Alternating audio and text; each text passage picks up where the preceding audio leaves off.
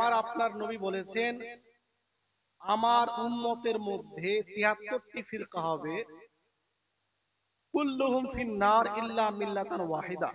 Mishkat page number 33। আমার নবী বললেন যে ৭৩টি দল একটি ব্যতি রেখে একটি ব্যতীত বাকি ৭২টাই জাহান্নামে। একটি যারা জান্নাতি তারা হবে যারা নবীর অনুসরণ করবে, সাহাবীদের অনুসরণ করবে। যারা ওয়াহাবি তারা স্পষ্ট লিখে দিয়েছে ওহি বাদ দিয়ে নবী যেটা বলে সেটাকে আমরা মানি না।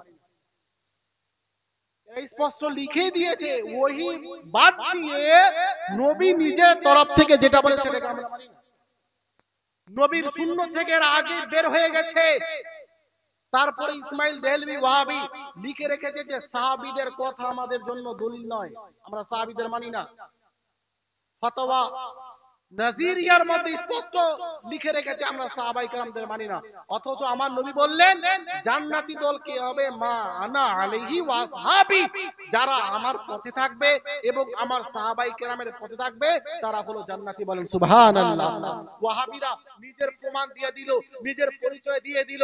ওয়াহাবিরা নিজের পরিচয় দিয়ে দিল যে নবী ওহী বাদ দিয়ে নিজের তরফ থেকে যেটা বলে আমরা মানি না, সাহাবায়ে কেরামদের কথা আমাদের জন্য দলিল নয়। হে মুসলমান, এরা তো নিজের পরিচয় নিজেই দিয়ে দিয়েছে। নবী পাকের সম্মানার্থে বেয়াদবি করে, সাহাবায়ে কেরামদের সম্মানার্থে বেয়াদবি করে।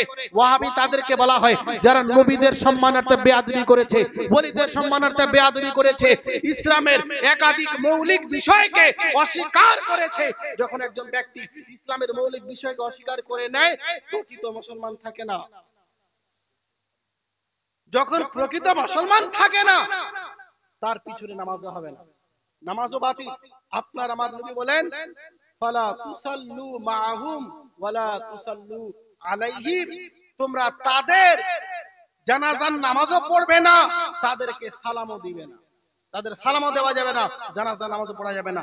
ঈমান এটা হলো মূল জিনিস।